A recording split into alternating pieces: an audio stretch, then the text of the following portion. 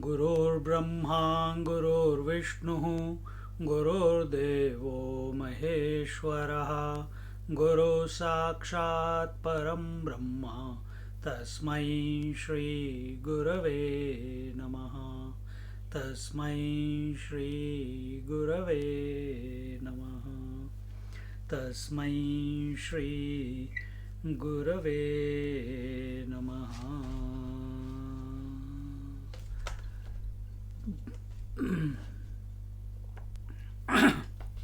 So last week we were looking at, we are in Vivek Chudamani. We are starting from 554 verse.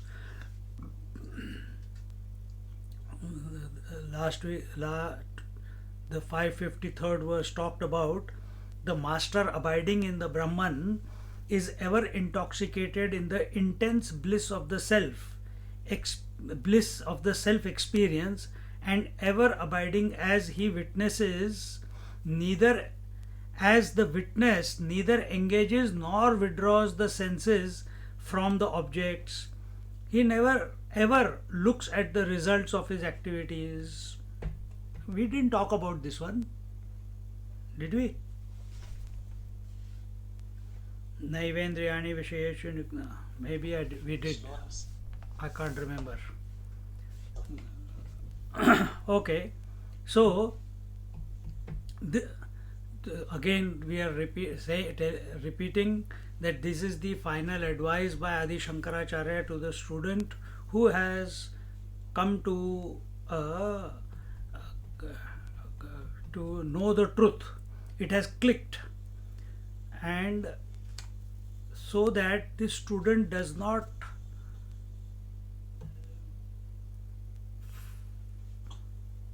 fall prey to the mind again, get identified with the mind again. The advice is being given. You may say that if a person has come to know, then why does he need the advice? For whom is the advice then? Valid question. So we can only what happened? We can only suppose that the student has had the glimpse of the self, but the mind is not completely how do I tell it? Mind is not abiding, and because mind will continue to function even after the realization, and the one who has come to be the self, he should not now go back into the mind and identify with the mind and the thoughts and the memories and the world and the senses. And for this he is saying that this person, the master abiding in the Brahman, is ever intoxicated in the intense bliss of the self experience. He is not intoxicated with anything at the mental or the sensory level. See? We are intoxicated by the sensory level. We are intoxicated by our imaginations. So, and ever abiding as the witness. He is the eternal witness. And as an eternal witness, what is the three rules? Accept everything, reject nothing, and third, retain nothing. This is his disposition now. He neither what do you call withdraws from the world, neither he engages in the world. Because where is this withdrawal and involvement, engagement, pravritti, nivritti, where is this? This is only at the mental level, only in the mind. Let the mind do it. It is doing, I think, yes, I did talk about it. So the mind is going on. When it is engaging, it is called waking and dream. When it is withdrawing, it is called sleep. So whether it is your five senses, whether it is your thoughts, whether it is your emotions, whether it is your convictions, whether it is your imaginations, everything. Even now we have come to engage in the satsang with each other. After 1.5 hours we'll withdraw from each other.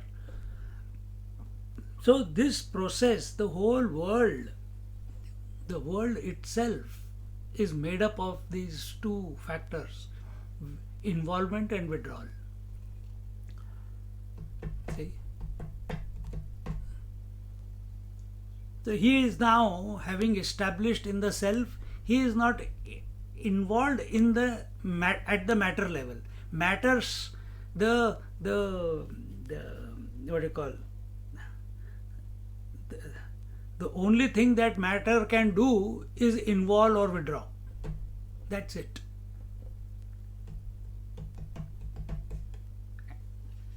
And as an eternal witness, he does not get engaged nor he withdraws. He never ever looks at the results of his activities. He never ever looks at the results of his activities. Then what does he do? We are only looking at the result of our activities.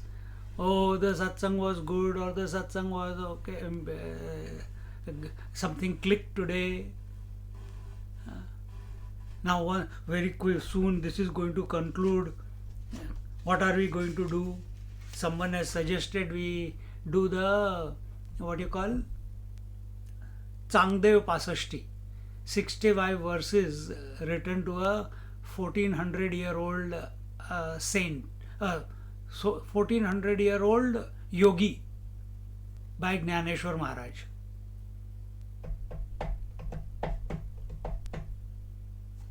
Someone said we'll do Upanishads. So we want to again engaged. We are withdrawing from, slowly we are coming to going to withdraw from the Vivek Chodamani and get involved in something else. And this is what, this flux, this is the spandan, this is the throb of nature. This is the throb of the ocean. This is the throb that you see, the wave which go up and down, involvement up and down. The ocean heaves and then goes back and then again heaves, expands. We are also doing the same thing. When we breathe in, we expand. When we breathe out, we collapse.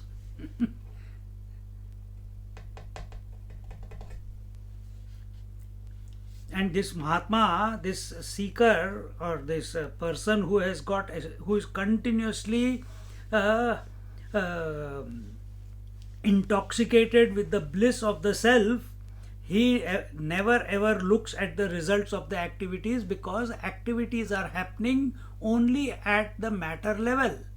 Activities are happening at the body level, activities are happening at the speech level, activity is happening at the mind level. See? So whatever activity is going on, some result will be there. Let it be. For whom is the result? For every activity there is some consequence. For whom is the consequence? Is it for is it for the person or Purusha? Is it for the self or is it for the mind? For whom is the consequence? If the self is attached to the mind, then that person says, oh, the consequence is for me. I understood, I did not understand. I slept, I woke up. But if the person is detached from the three worlds, then consequence of what? Are we affected by the actions of the dream? Are we affected by the actions in the dream? Do they color us in any way? Do they affect us in any way? Do we look forward to what we got in the dream to be enjoyed the next tonight when we go to sleep? We want to continue enjoying that. Is it possible? But we are making the same mistake in the waking. What results this matter had yesterday, we want to continue from there today, and then where we leave today, we want to continue there tomorrow. And this way we are short-changing ourselves in life. And the master, he doesn't do that. He is not absolutely unconcerned, because his attention is not on this body. This body is just as unimportant as any other body, or as important as any other body. But he does not say it is my body. Are you concerned at this moment that if your hair are growing or nail are growing? Are you concerned when you wipe your hair, the hair get plucked out? So many cells are dying in the body. Are we concerned about them? So many thoughts are being born and dying away. Are we concerned about them? We are not. So many breaths are coming and going in. Are we concerned? No. We don't even give it a thought that I'm losing so much. Oh my God, I'm losing everything. I'm losing everything.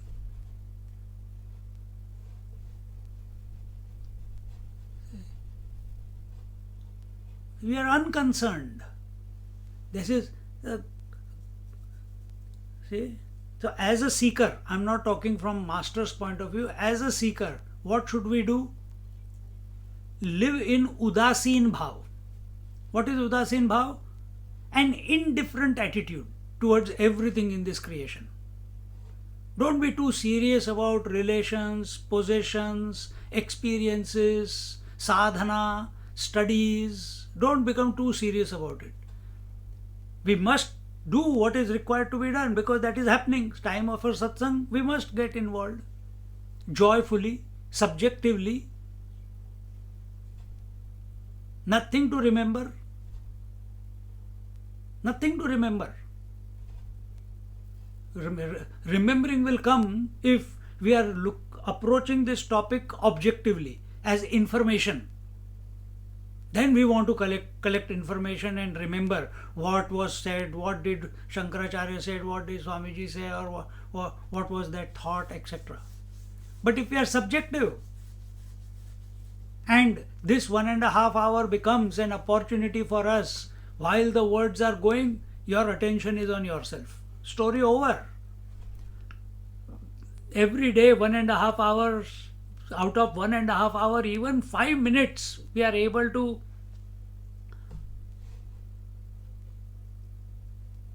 one minute, okay, not 5 minutes, it's too long. 1 minute, okay. We are able to fall back into ourselves without wanting an experience, without any expectation, without any result, without any desire.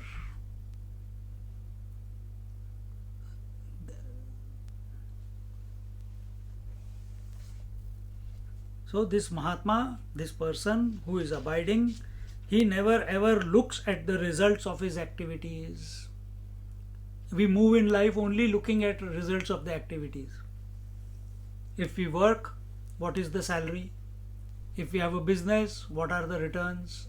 If we are invested in the share market, what are the returns? If we have bought the house, property, how much the price has gone up, how much it has come down.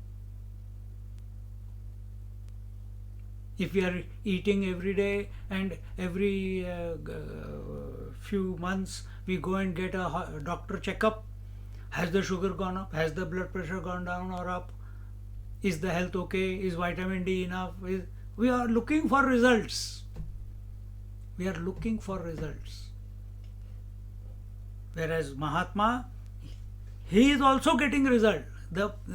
What we call as Mahatma is the person. We see him as a body. So that body is getting the result. That body will feel hungry. The body will go towards the food if it comes. If he eats it, he will be satisfied. If it doesn't, he is still there.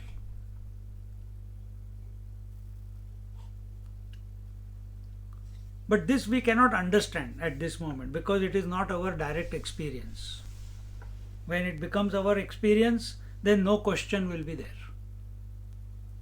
What does it mean to be a mind with zero thoughts?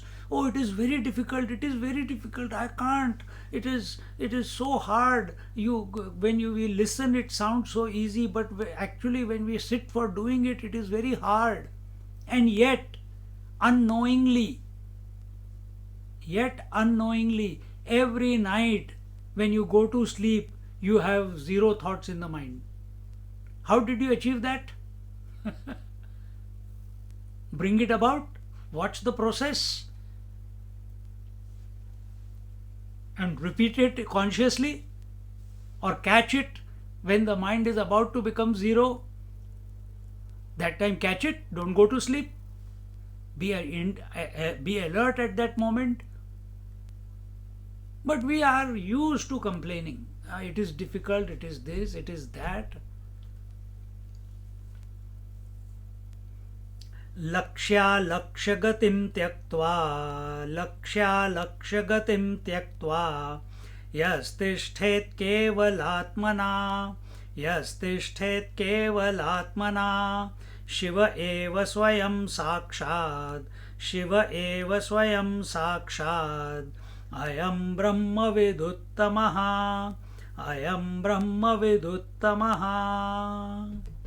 He who has nothing to achieve or protect in this world, thereby giving up the intentions of Yogakshema, remains established as the Absolute Self.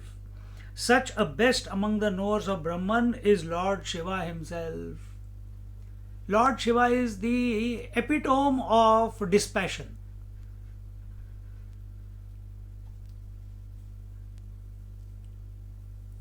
He is the epitome of dispassion. Nothing he owns. So he laksha gatim tyaktva. See, as a seeker, continuously this urge is there within us. Sometimes in those emotional moments, we become panicky. Is it going to happen to me in this life or not? I know one person,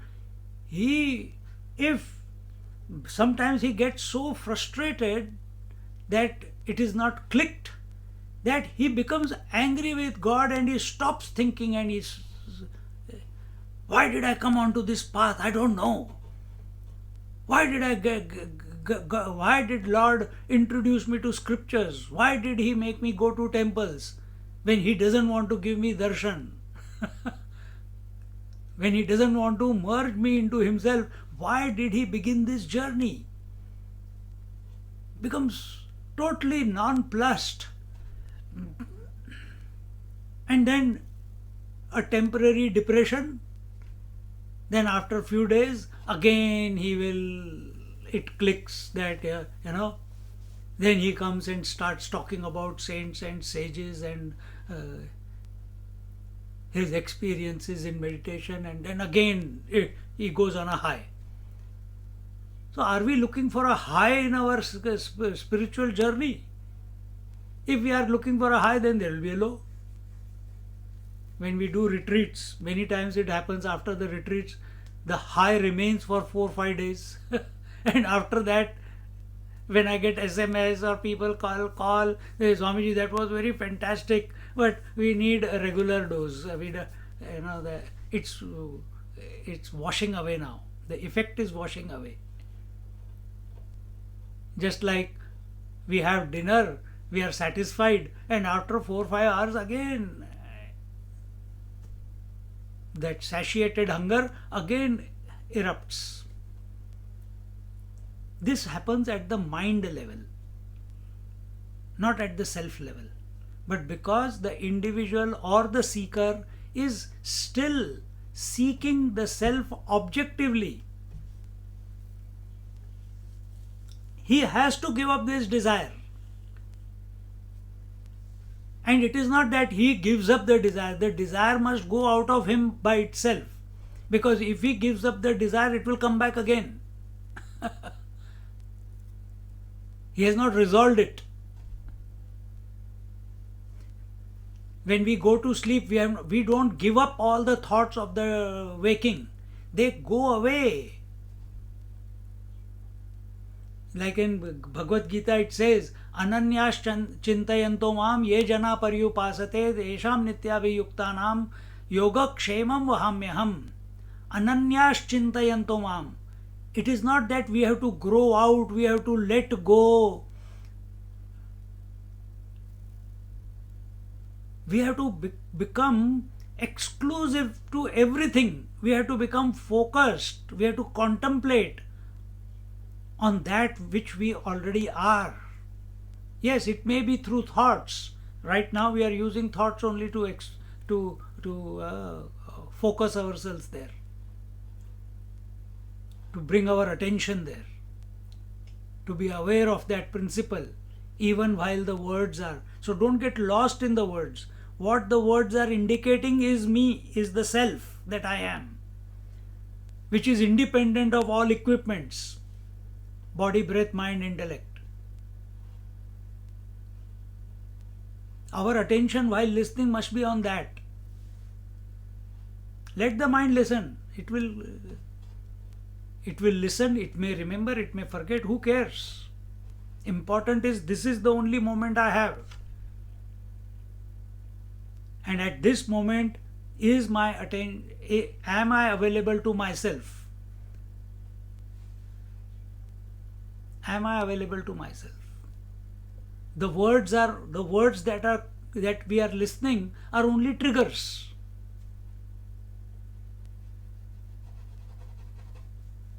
Words are not equal to attention.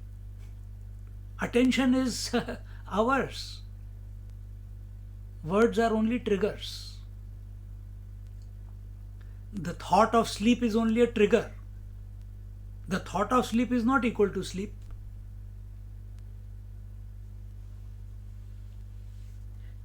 He who has nothing to achieve or protect.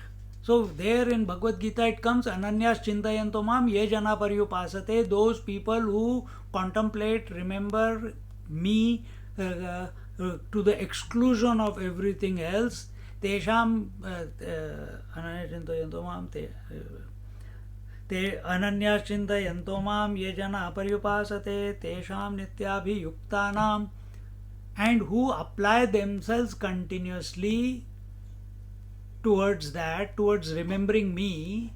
That means their mind is continuously, incessantly, taila dharavat, without a break, is contemplating on the Lord, on the divinity. Bhagavan says, he gives an assurance. What is that? Yoga kshemam vahamyaham. Why people don't want to remember God? Why people don't want to come to satsang? Why people don't want to go too much to the Lord? Why don't they want to do, they want to do only yoga and not come to Vedanta? Because when you come to Vedanta, all your notions about yourself and the world and the Ishvara are torn apart. Forget only about Jeev Jagat Ishwar. your relationships, your children, your wife, your parents, everything is torn apart so that you fall back into yourself. Your mind, you are not allowed to get attached to anything. The teachings are such. And even if you say that no, but I am attached, then the logic shows you that there is no attachment possible only. See? And people are afraid of that because they have got an axe to grind. They have put so much into the bank account, into the savings account of relations and possessions, that when they come to satsang, such satsangs, they are afraid to let go of what they have already, with so much hard work. They have got a profession, they have got the financial freedom, they have got the portfolios, they have got the name and fame in the society. They are afraid to give that up. It requires great courage.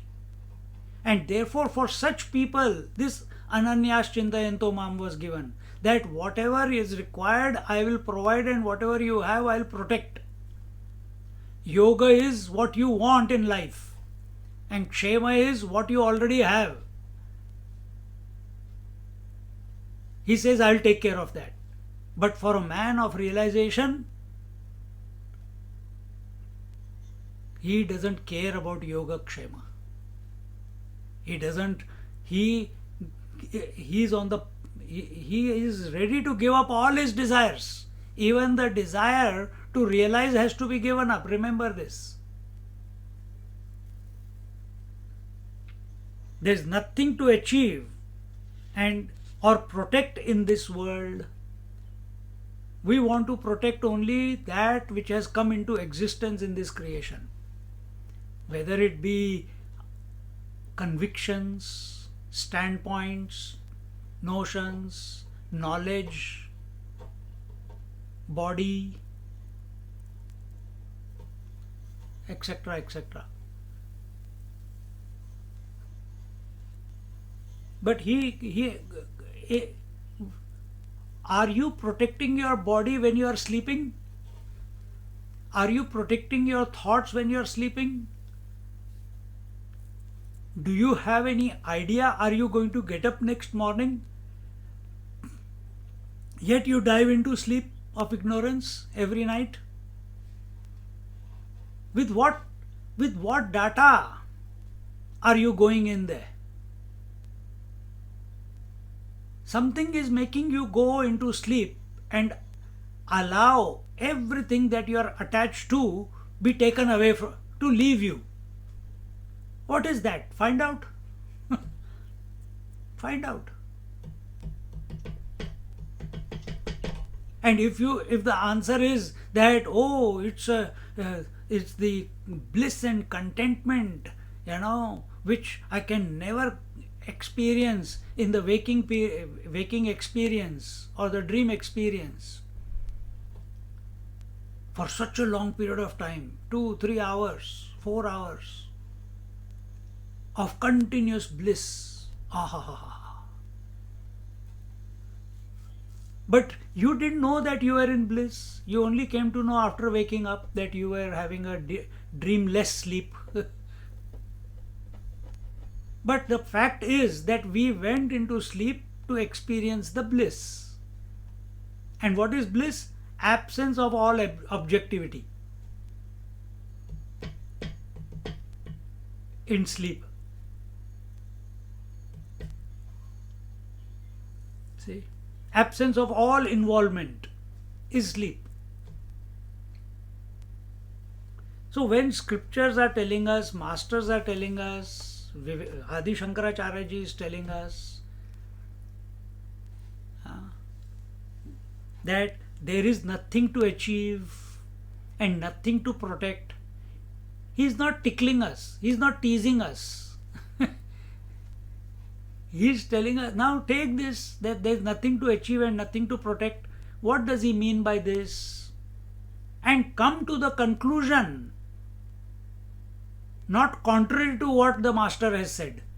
Come to a conclusion by your own self analysis to the same conclusion which the master is enumerating here, that there is nothing to achieve and there is nothing to protect.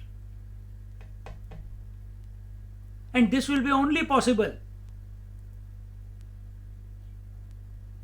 till the last moment. There will be something to achieve. Till the last, till the mind is not absorbed into sleep, there is something to achieve called sleep. Till the last thought that I am the self, Aham Brahmasmi, I am that. Even that thought has to vanish. Because that thought is keeping me away from myself.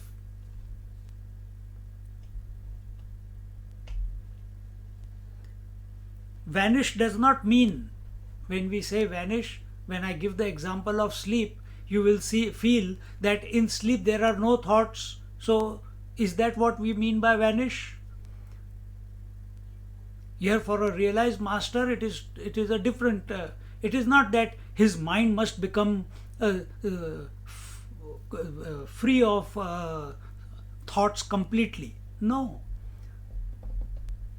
Free of thoughts is required when we go into samadhi.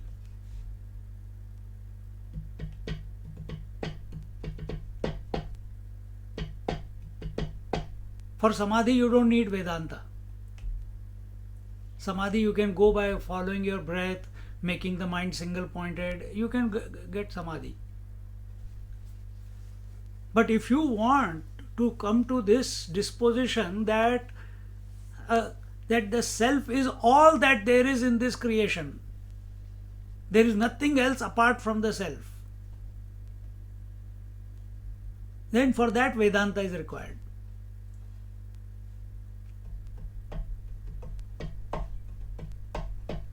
And Vedanta is not anti-thoughts and it is not for the thoughts. This is what was told before, no? He does not withdraw nor does he get involved. With what? With the thoughts, with the mind. And what is Vedanta? Again, now don't take Vedanta as the philosophy. Vedanta is you. Veda Anta, where the words, Veda, scriptures are nothing but words. Words are nothing but thoughts in our mind, where the thoughts end, or what is beyond thoughts. Who is that? For in whose presence these thoughts are coming and going. That is Vedanta. That is what the Upanishads are indicating again and again and again. And that I am. And that self that I am is not anti-mind and it is not for the mind. Not anti-thoughts nor for the thoughts. Just like after waking up, you are not against the dream, not you are for the dream. It happened, okay, it's okay. Zero value. Because you understand it is a phenomena.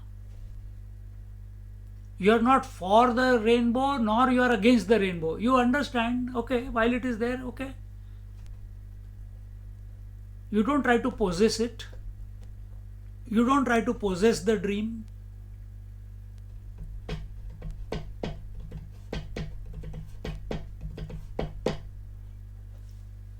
So, everything other than the self is existing in its own absence. And as long as we feel that it is not existing in the absence, it is real. I am real. What are you talking about? I am existing in my absence. Till then, abidance will not happen. Till then, abidance will not happen. And when abidance happens, then whatever is going on may go on, but for you it is not going on for you anymore, because you are, when we are in sleep the world is going on, but for you are not available to the world. So exactly the same way, the self is not available to the world, self is available to itself. लक्ष्या लक्ष्य गतिम त्यक्त्वा यस्तिष्ठेत केवल आत्मना. He who has nothing to achieve or protect in this world thereby gives up the intention of yoga kshema, remains established as the absolute self. And in this way, this idea that I am moving towards the self, I am sitting for 10 hours in meditation, my mind is always empty, the absolute clarity is there in front of my mind, and I can see my body separate from myself, and I got no doubt that I am the self. And then you come out of the meditation and the wife tells you to go and get the vegetable and you forget one. Whatever you were thinking about yourself on the seat of meditation, everything goes out of the window after that.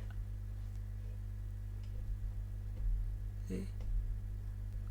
We don't want a temporary experience, temporary abidance. We don't want a temporary taste. We don't want a glimpse of the self. We want to be abiding in it as it forever and ever and ever. And that is our essential nature at this moment also. Otherwise, little bit disturbance in the mind, because mind, sometimes it gets involved, sometimes it withdraws. When it gets involved, which thought, which interaction, which experience will make it agitated? But what happens? The person gets agitated. Mind has got agitated, but the person is identifying with the mind and the person says, I am agitated. When Mahatma was there, and there was another great Mahatma living on the now that island is no longer there, near Rishikesh. There was a small island in the middle of the Gangaji, not middle, a little bit away from the banks, and there was one Mahatma, and he used to live on that. He used to be naked, and if someone will bring him the bhiksha, he will eat. If someone doesn't bring him bhiksha, he is okay. And he used to live only on that island. And Akhandanandji went there one day, and he used to enjoy his company, his presence. And they used to talk, they used to discuss. And one day, after he became familiar to him, Akhandanandji, but this Mahatma was a very angry Mahatma. If someone came and after some time he will start throwing stones, get away from here. Why? In that sense. Or he will be displeased, or not throw stones, but he will be displeased. But one day, Akhandanandji, he never behaved like that. And one day Akhandanandji said, Sir, why do you get angry? Anger is not good for sadhana. They say you are a realized master, and you are expressing so much anger, you hit people, you hurt other people's by the way you speak with your anger. And it is said that Kama, Krodha, Lobha, these are the 3 gates to hell. It's not right. That Mahatma said, stop. To Akhandanandji, stop. He said, Did I ask you to come to this island? Did I ask you come tomorrow? No. Have I ever told you to go away from this island? He says no. So you came by your choice, you go by your choice. I never told you even once that come, we will have a discussion. Or I never told you go, now it is getting late. Yes, sir. Same way, the anger also comes and anger also goes. This is called eternal witness.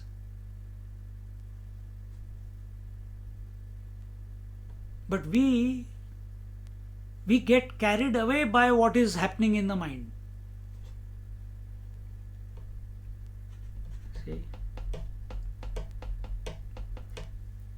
That Mahatma is established in his self, not fighting against it. Mirror doesn't ever say, please come and reflect yourself in the mirror. Is it? Does it? If someone comes, reflection. If someone doesn't come, still okay. It has got no desire for anything. If I am reflecting the beautiful rainbow. Oh, I want to keep it. I want to keep it as a memory. Do we do that? Does the mirror do that? No. But we do it. We immediately divide everything into like and dislike, to possess or to discard. Such a best among the knowers of Brahman is Lord Shiva himself. Shiva eva swayam sakshadayam brahma viduttamaha. Brahmavid uttama.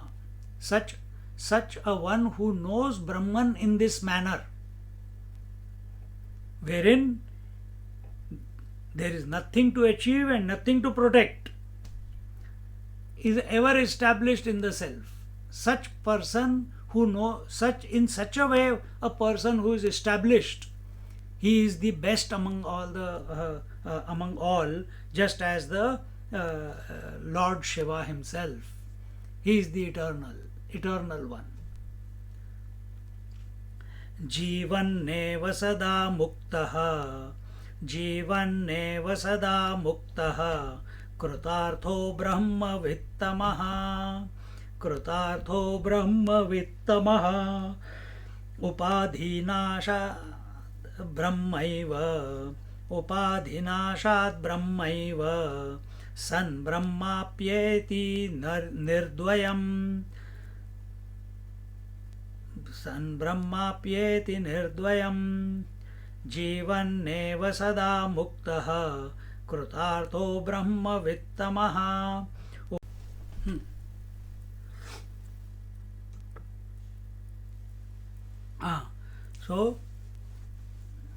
So all these Mahatmas and so many more Mahatmas, Gajanan Maharaj, Shankar Maharaj, and in every, not only in North India or Maharashtra, Karnataka, Raghavendra Swami, then you go to Kerala, you go to every state in our country.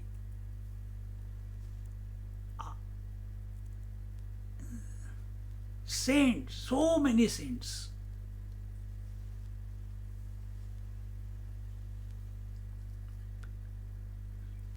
They were, in spite of what the country was going through at that time, they chose the path to the self, and they were established in the self, and as a result they became fulfilled. Dukkha nivritti nirankusha trupti. What is abidance in the self? Absence of misery and nirankusha trupti. Contentment without a reason. infinite contentment. If they could do that in those troubled times, today we have everything. And Corona is allowing us to stay at home also. Apply, be established, contemplate, meditate.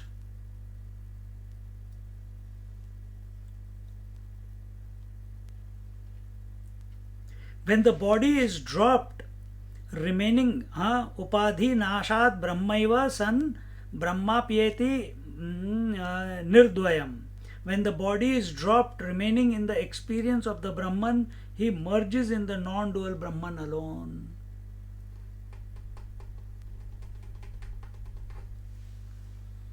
Shankaracharya says that he continuously lives as the eternal witness, having realized the self. As long as the body is there, he did not create the body. Body was created due to prarabdha.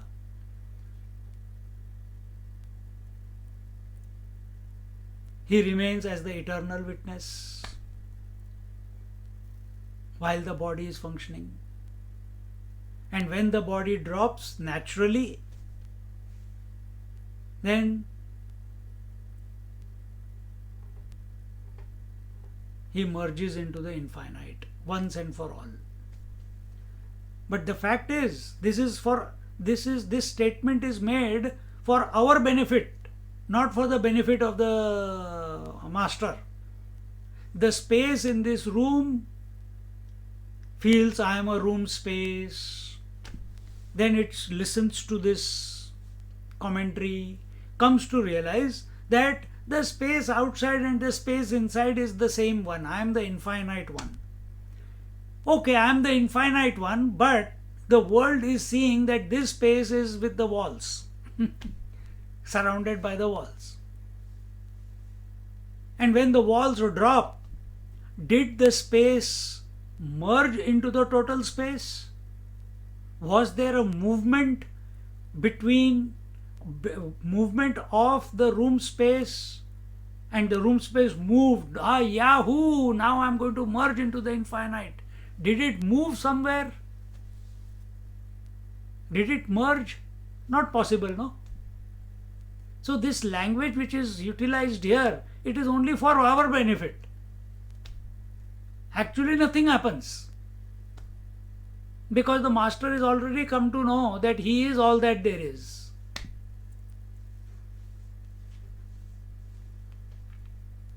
See? So a wave wanting to realize water, it realizes. It continues to be the wave.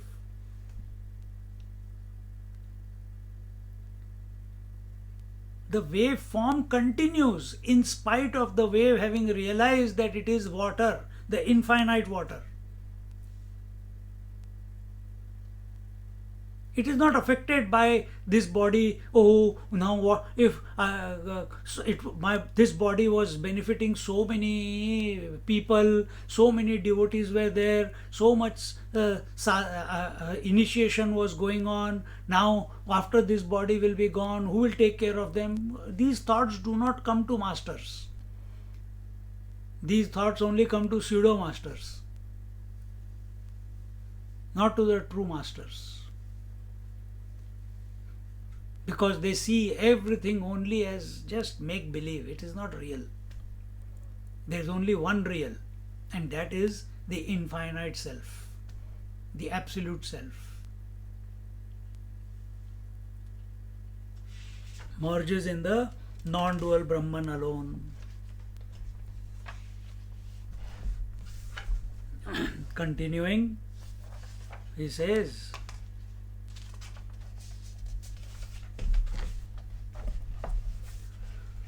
शैलूषो वेश सद्भाव शैलूषो वेश सद्भाव आभावयोश्च यथा पुमान् आवाभावयोश्च यथा पुमान् तथैव ब्रह्मवित् श्रेष्ठः तथैव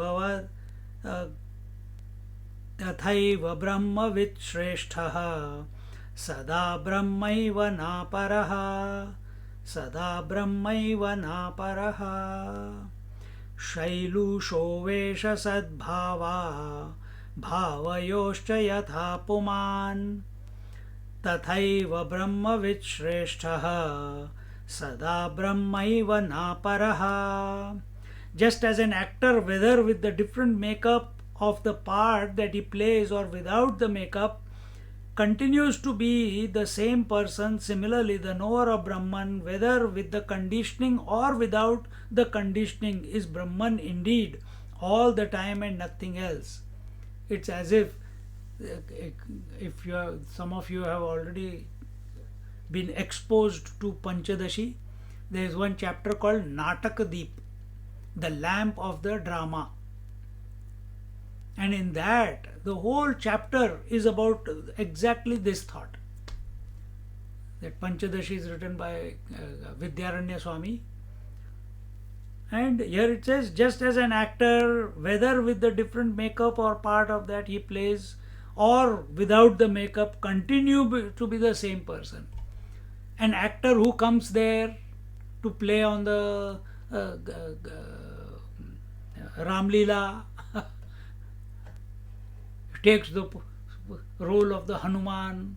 In another role, same person sometimes takes the role of Vibhishan. See? But when he is on the stage, he is playing the role to the best of his ability. He is playing the role to the best of his ability, as directed, speaking the verses that are required.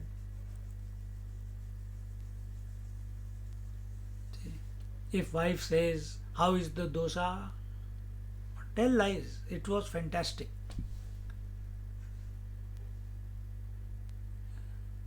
Don't say, oh, I wanted it more crisp, or it was too soft, or it was uncooked. Then you are asking for trouble. Accept everything. Always. So play the role. What is the role of a husband? Same as what is the role of Shiva with Parvati? To be under the foot of Parvati.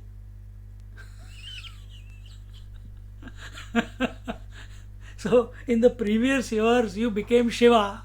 Now understand what is the position of Shiva? The Kali, Mahakali.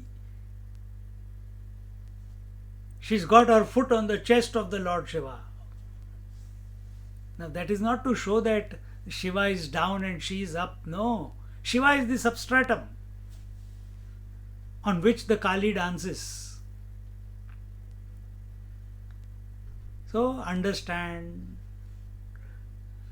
play the role. When the father, play the role of the father. When a friend, play the role of the friend. When a brother, play the role of a sibling. But who are you essentially? Who are you? Are these roles real? So like that person on the stage, he is playing different roles, but he is Mr. Gupta.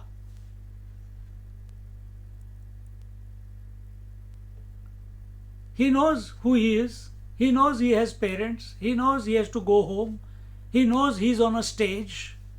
But when he is on a stage, he is doing his job as best as he can. Only then he will get claps from the audience. So when we are on this stage of life, are we performing our roles to the best of our ability, so that people say, look at what a fantastic, compassionate doctor, look at what a compassionate and caring mother, look at that wonderful father, I want that person to be my friend, I want that person to be, everyone wants sings praises, wants to be associated. Why? Because that person is playing the role to the best of their ability. See? And how do you play your role to the best of their ability? Read the script, allow the Lord to function. The actor on the stage, he does not make his own dialogues. His dialogues are given to him by the director. The director tells him, you have to behave in this way, you have to act in this manner, you have to modulate your voice in this manner. So same way, in life also, allow the Lord to function through, allow the totality to function through. Play the role to the best of to wherever life is placing you. So right now the life has placed us as the speaker and the listener. So listen in the best possible manner and speak in the best possible manner. Play the role. Neither I am the speaker nor you are the listener. So just like that person on the stage playing different roles, he knows that he is someone else. He is not the role that he is playing on the stage. Similarly, we are someone else. We are not the one who we have made ourselves believe to be. And this thought comes in the Panchadashi. That it says the Gaunatma, the secondary self. What is the secondary self? Father, mother, daughter, sister, uncle, etc. Then the primary self. Primary self is the individual. Without the individual, those roles are not possible. Just now the secondary self is not possible without the primary self. See? And who are we actually? Neither the secondary self nor the primary self, which is the individual. We are the absolute self. We are the absolute self. So we have to correct. So once we have come to know, okay, I understand that, now I will be I am abiding in the self. That does not mean that the drama will stop. Drama will continue. As long as this body is there, the drama will continue. Because we have understood, some people are foolish like this. They read a little bit of Vedanta and then they say, I am Brahman. The father says, the child says, Dad, don't call me Dad, I am Brahman. The wife says, oh, don't call me, oh, I am Brahman. It's not like that. The role continue, but we do not get caught up by the roles. We don't get caught up by the roles. Akhandanand Ji Maharaj, Lahadi Mahashay, Neem Karoli Baba, Anandmayi Ma, everywhere she moved around with her husband. Ramakrishna Paramahansa Ji was with his wife. The relations did not become an impediment.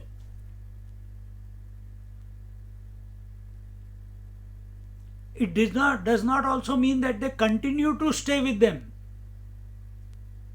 Some of them you find staying with them, some of them you find for some time they have gone away and then the family follows.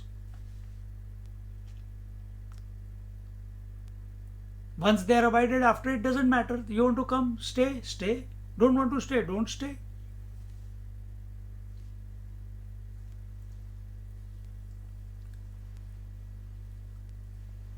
He continues to be the same person. Similarly, the knower of Brahman, whether with the conditioning or without the conditioning of the body, is Brahman indeed all the time and nothing else. Just like space, with the conditioning of the walls or without the conditioning of the walls, continues to be the space. Exactly the same way, the reality identified with conditionings is called an individual. that individual has come to know that he is the essentially the reality. Now, whether that conditioning is there, the body is there or not there, it makes zilch difference in his life, in him, because he is established in, he is all pervasive. If one bulb fuses, nothing happens to electricity. Electricity continues to be electricity. It doesn't feel the loss.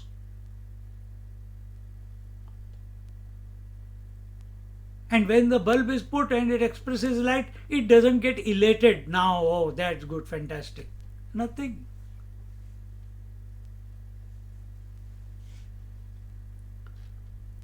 So, with or without conditioning, Brahman remains the same. It is. Because again, another angle of approach to it is, how come with conditionings and without conditioning, Brahman is indeed all the time and nothing else? Because Brahman, the reality itself, is the efficient cause and the material cause. You feel you are the product and parents are the cause. You are the effect and parents are the cause. Parents were the effect and their parents were the cause. So we are living in a world of cause and effect.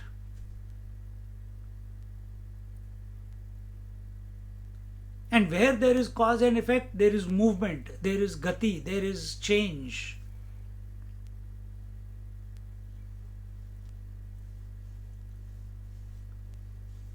But we have to come to this position that I am the infinite one, I am the absolute self, the unconditioned self.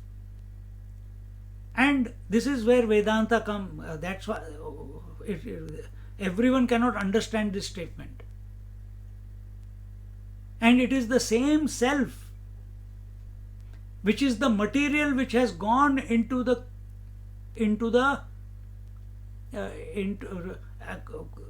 it is the same material which is used to create the creation. See,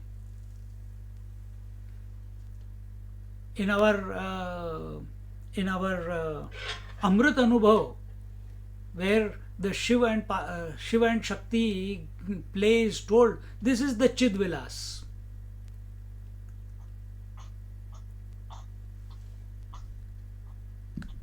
This is the Chidvilas.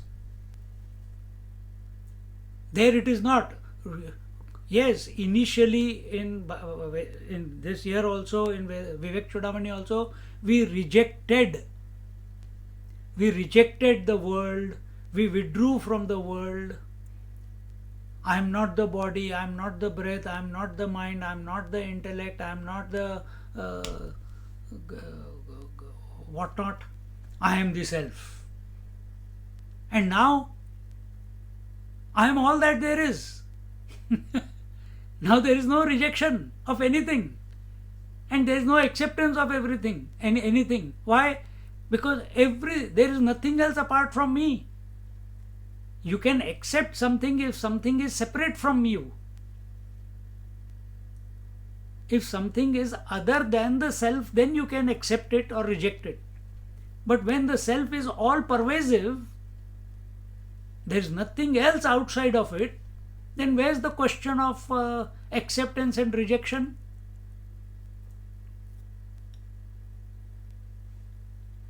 I'll give you another example. Space is the cause, air is the effect. Air and space are the cause, fire is the effect. Space, air, fire are the cause, water is the effect. Space, air, fire, water are the cause, earth is the effect. And air, fire, water, earth are existing in space. True. Appearance of these four elements, you can say planets, you can say galaxies, whatever. So many galaxies are getting destroyed, So many galaxies are coming into existence. Is space getting affected? Is space getting affected? No.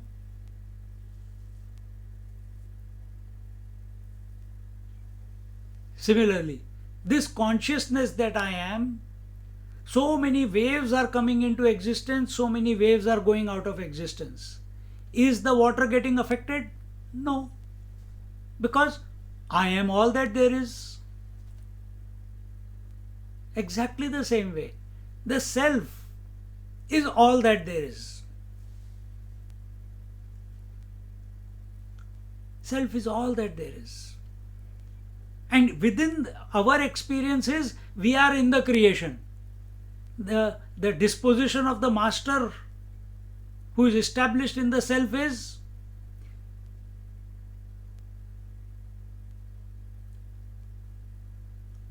I am all that there is.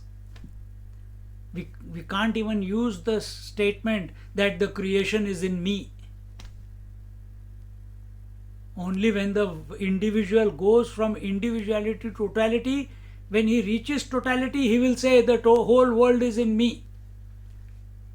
If the wave, while expressing as a wave, realizes that it is the ocean, then its disposition will be all the waves are in me. But in Vedanta, we bypass the ocean, we bypass the totality. We straight away go to water. We straight away go to the essence, which is the self. And from self point of view, neither the ocean is there, nor the wave, individual wave is there, nor the total God is there. So we go beyond the micro and the macro. So when we go through this process that I am not the body, I am not the breath, I am not the mind, I am not the intellect. In that process, instead of I am not the intellect, I am the total intellect, no. Because where is the reflection of the self happening? In the intellect. So if I say that I have to go to the total, then I am only replacing individual conditioning with total conditionings. Realization is going beyond individual and total conditionings.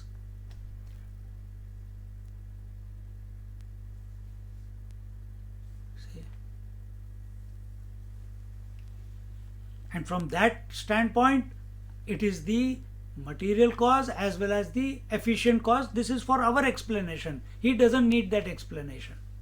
And therefore, there is not. Similarly, the knower of Brahman, whether with the conditioning or without the conditioning, is Brahman indeed all the time and nothing else. We can't even use the word all the time. That word all the time is only for our benefit, individual's benefit, seeker's benefit. Because to be established in Brahman, the reality, you have to go beyond time, space, and objectivity. Conditioning of time, conditioning of space, and conditioning of objectivity. All the three. So we can't even use the word that he is established in Brahman as the Brahman all the time. It is for our benefit. Yatra kwapi vishirnam sat, yatra kwapi vishirnam sat, parnamiva taror vapuh. Oh, different tune. Yatra kwapi vishirna sat parnam ivataror vapu patanat. Is that the tune? Sattag hai. Yatra kwapi vishirna sat, yatra kwapi vishirnam swat, parnamiva taror vapu patanat, parnamiva taror vapu patanat. Brahmibhutasya yate prageva, Brahmibhutasya yate prageva, hi tachit agnina dagdham, hi tachit agnina dagdham. Something different.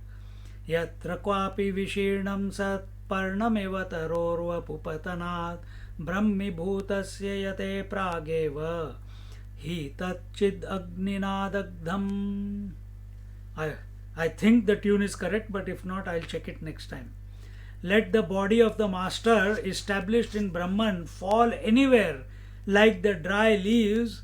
It does not matter for him, as it was already burnt in the fire of consciousness. That is, he has realized that he is the consciousness and not the body. We are living as the body, we are living in the body, and we are living on everybody. This is our problem. So, my God, we have to work on these three frontiers. Yes.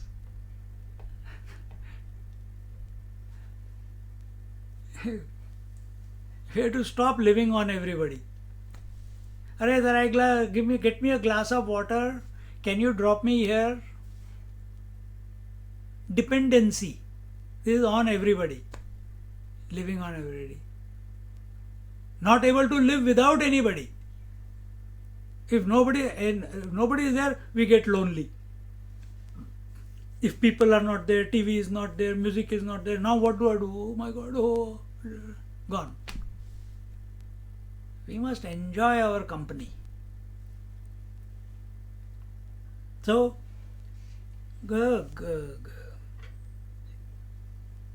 and we are not in the body. He has come to know he is not in the body. Then where is he? Where is the master?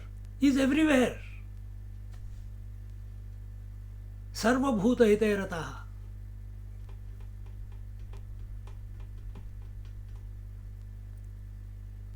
We say, I am the body. He is not even that. What does he say? I am absolute self. I am Brahmasmi.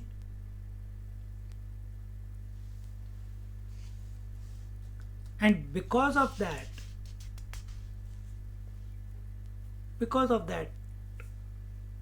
firm abidance, where there is no iota of doubt as to what he is.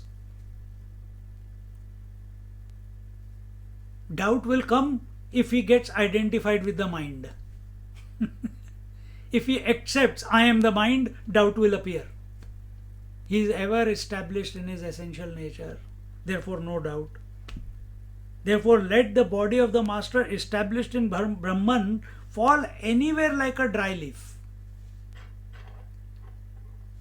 Wherever. And so many masters. Jnaneshwar Maharaj allowed himself to be sealed into a cave at age of 21. He said, I have achieved. I don't need anything else now. After he wrote the Amrit Anubhav, there was nothing else for him to achieve. At age 21, he concluded. And within 4 months, all his brothers and sisters and Sangdev Maharaj, all of them took Samadhi. Such young. His sister was only, if he was 21, she must have been 15 or, no, maybe, 15, 16 years old. At that age, she took Samadhi. Here we are living in fear of coronavirus. See the standpoint that we have.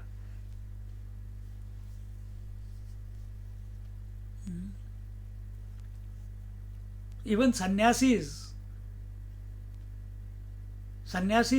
when we take sannyas, we have done the last rites for this body. We have offered it to the fire. We have done our shraddha karma. So basically, only the corpse is moving around. It does not matter. Gets the food, doesn't get the food. Gets sleep, doesn't get the sleep. Nothing to achieve, nothing to gain in this life. But people, oh, I need to have a child, I need to have a son who can light fire to my pyre. होता है ना in life, in our culture it is like that. Before I die, I want to start some charitable organization which will say, Swami Paramananda Foundation and charitable organization or charitable foundation, and my name should continue after that. Understand, such a person is still attached to the body, still attached to the world.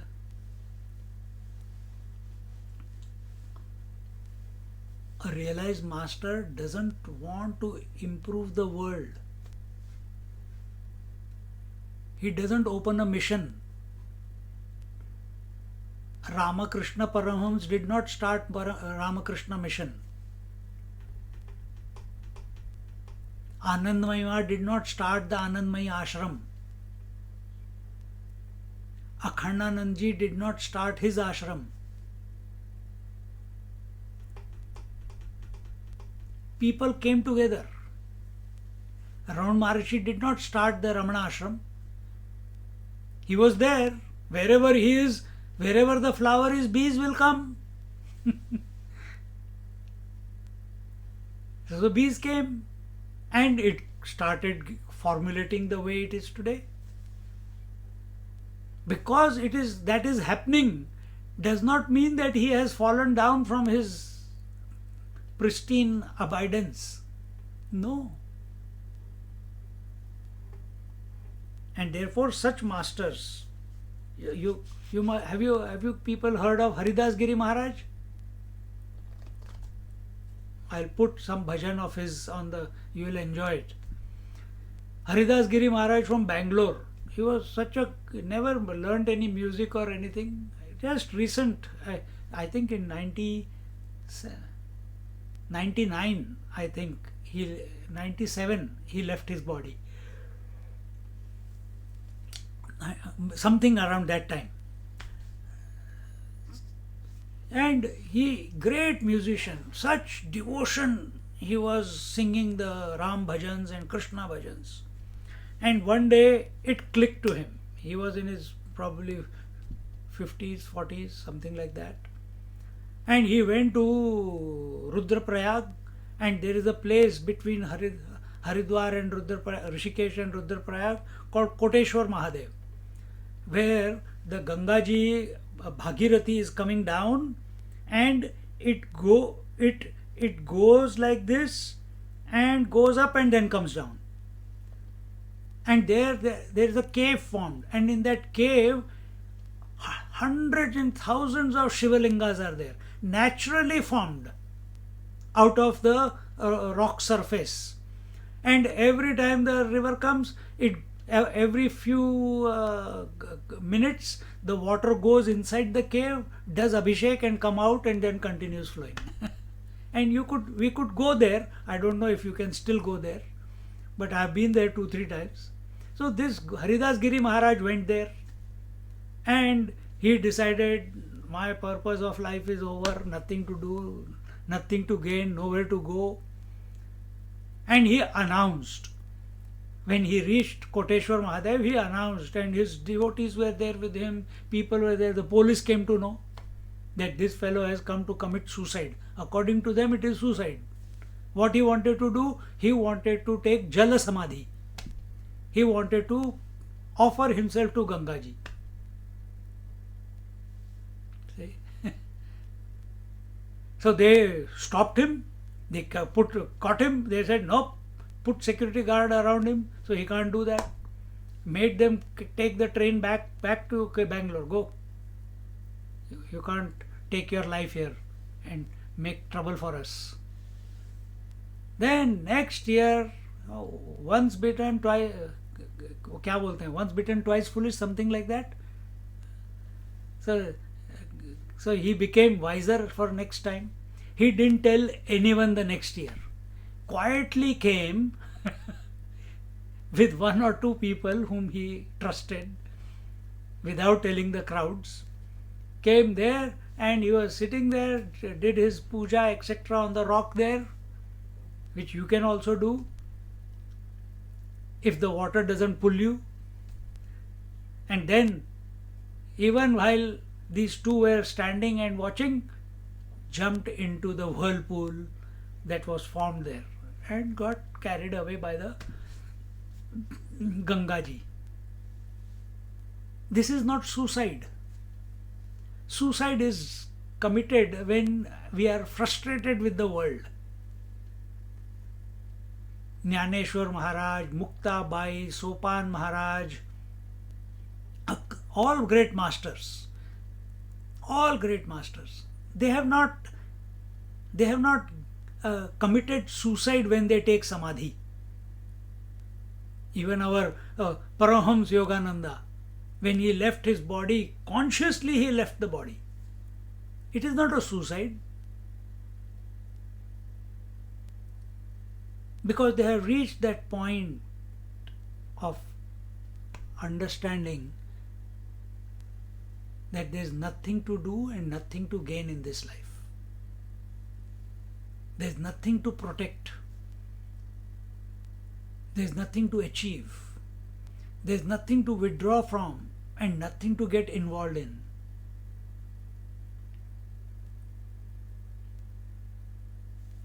Even these 3 points, if we remember, it can become a contemplation. And therefore, wherever their body drops, so be it.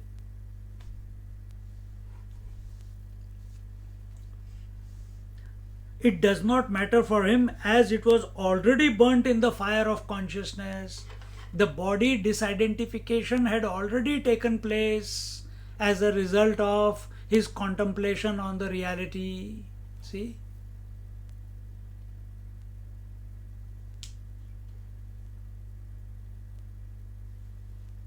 Are you worried how many dry cells are falling off your skin every day? One zillionth of my cell is going, no, I must collect it and stick it back here. How many cells are dying? And every time I do like this, so many have fallen. Insignificant. That much insignificant is the body. Meaning, the idea of body is not even in his psyche, in his mind, in his in the consciousness. Consciousness is all pervading, remember. Whether one body has come into existence or gone out of existence, nothing matters to the water. Exactly the same way. Nothing happens to this conscious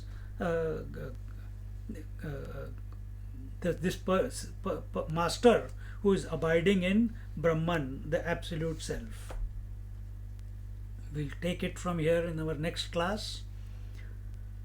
Om Purnamada Purnamidam Purnat Purnamudachyate Purnasya Purnamadaya Purnameva Vashishyate. Om Shanti Shanti Shanti. Hari Om. Shri Gurubhyo Namaha.